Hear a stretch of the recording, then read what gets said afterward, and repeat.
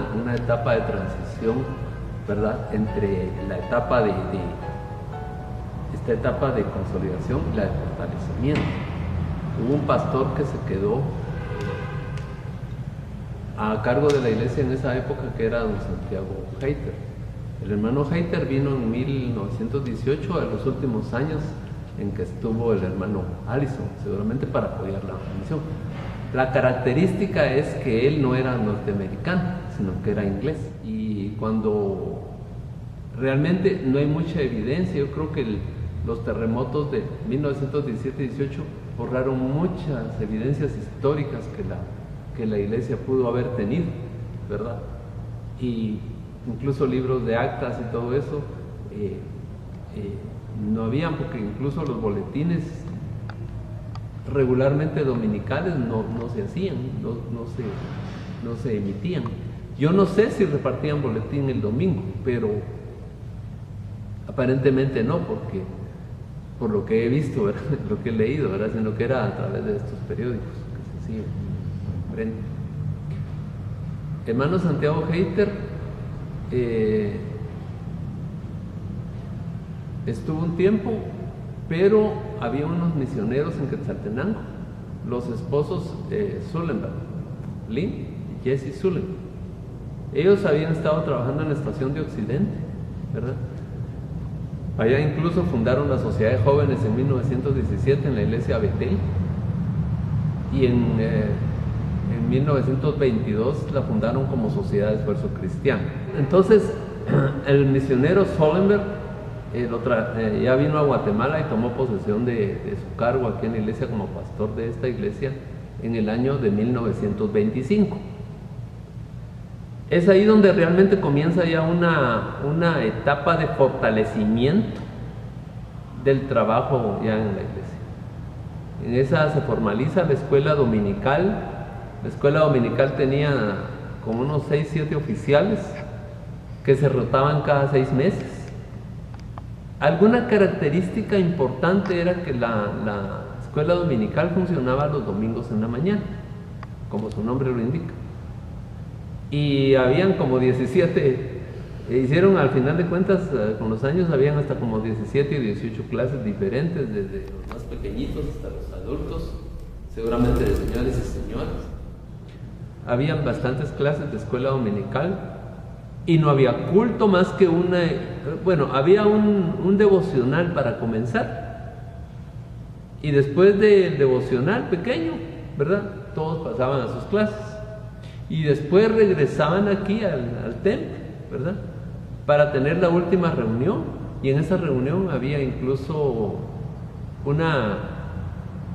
un esquema informativo en donde decían cuántas Biblias habían leído, cuántos asistentes, cuántos se había recogido de ofrenda y todo. Y había una característica que antes era muy típica de las iglesias evangélicas, que al frente del templo habían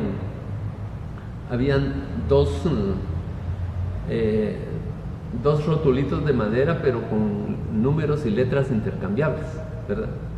De un lado, de este lado, por ejemplo, del templo, ponían, por ejemplo, asistencia, ponían ofrenda, capítulos leídos. Entonces los hermanos que venían a la iglesia el siguiente domingo sabían cuál era la estadística del domingo anterior. Y del otro lado ponían los números de los himnos que se iban a cantar, ¿verdad? Bueno, él fortaleció la escuela dominical y así estaba, no había. Entonces el culto, ¿cuándo era, verdad? El culto lo hacían en la noche, a las 7 de la noche. Entonces volvía a regresar la membresía en la noche, ¿verdad? Se iba, volvía a regresar, pero la característica es que la membresía en la escuela dominical era bastante fuerte. La escuela dominical tenía un rector, que siempre era el pastor, pero también tenía un grupo que era el de oficiales y un grupo de maestros. Cada clase tenía sus maestros y ahí se formaba la iglesia.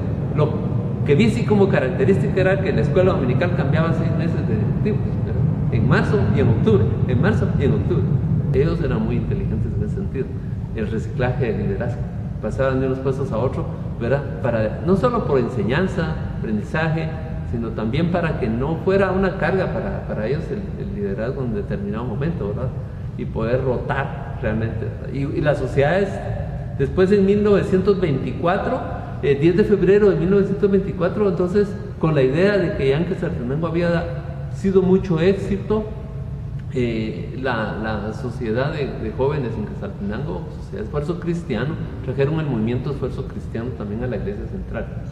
Había un poquito de oposición, ¿verdad? Porque las iglesias presbiterianas al principio eran algo más conservadoras que ahora, especialmente aquí.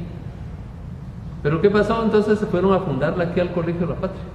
Ahí se fundó el 10 de febrero de 1924. El Esfuerzo Cristiano fue también un baluarte aquí en la iglesia durante el periodo que estuvo el hermano Lixo León. Estuvo bastantes años, hasta los años 50, o sea, desde el 25 estuvo como 25 años aquí, ¿verdad?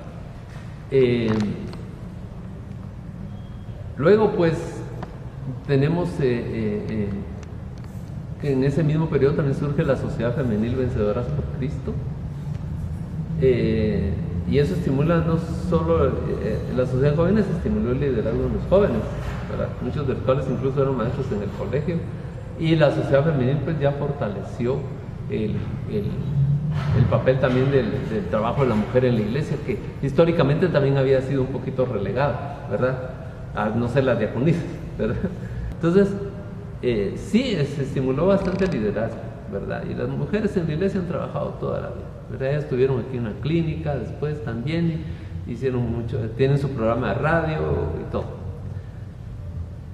Entonces también la escuela dominical y el liderazgo de la iglesia, y la iglesia fue creciendo. Entonces el crecimiento, en 1935 por ejemplo, sacaron una foto con toda la membresía de escuela dominical allá afuera también, y lo repitieron en 1951, y por eso uno se puede dar cuenta cómo realmente se fue fortaleciendo el trabajo de la iglesia. También el trabajo misionero se fue fortaleciendo, ¿verdad? Por ejemplo, las congregaciones, que ya algunas de esas se habían iniciado, otras no, ya tenían su propio obrero, ¿verdad? Y algunos ancianos de la iglesia después también se convirtieron en obreros, ¿verdad? Uno de ellos, por ejemplo, fue a predicar a Sanarate, ¿verdad? A una casa de Cleofas Dardón, y como había mucho conservadurismo, ¿verdad? Ahí sufrían, ¿verdad? Le quebraron el techo de la casa. Los que no eran creyentes, ¿verdad? Evangélicos, pues a don Cleofas se quejó con el alcalde, no sé, hubo unos problemas. Pero este hermano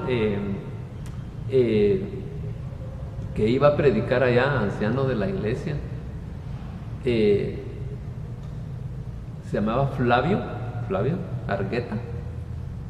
Él permaneció, y Flavio Argueta llegó a ser pastor de la iglesia central, y también fue uno de los fundadores del Presbiterio del Pacífico.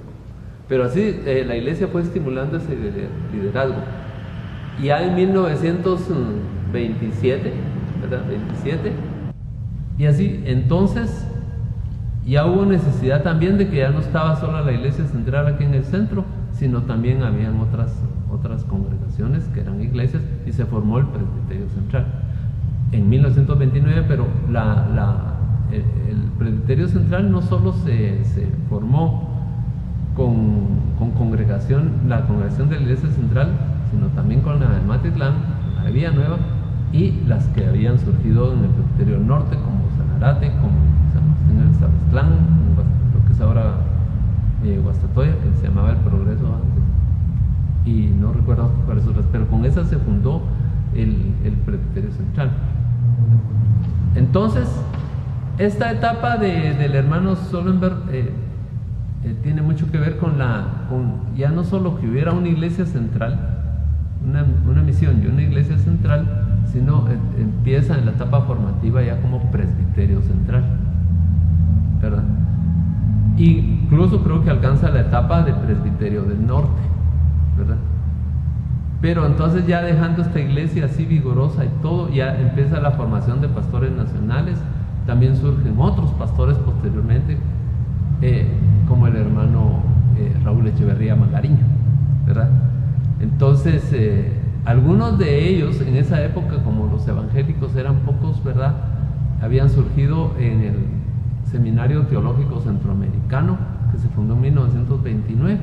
La iglesia no tenía un seminario, pero en esta misma época del hermano Sollenberg se establece un seminario, el Seminario Evangélico Presbiteriano, que surge realmente aquí en el lado de la casa pastoral de la iglesia, ¿verdad? Aquí surge ese seminario.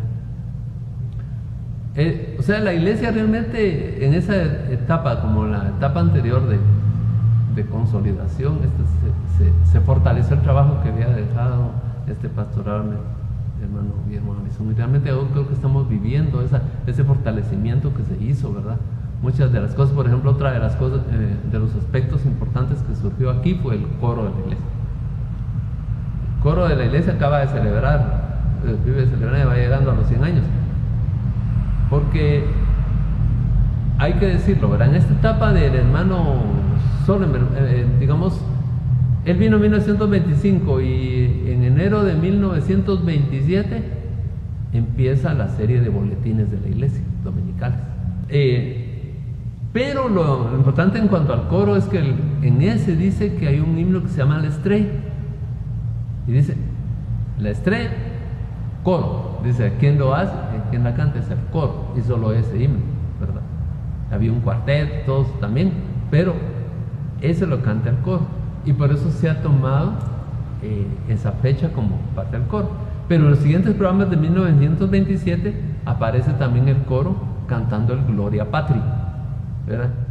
Ese estaba, pero algo que observo yo es que los himnos de todos esos programas son bien repetitivos, la participación del coro con los himnos, lo que implica un aspecto de enseñanza, y que el coro estaba en ciernes y la congregación en ciernes en cuanto a aprender también los himnos, ¿verdad?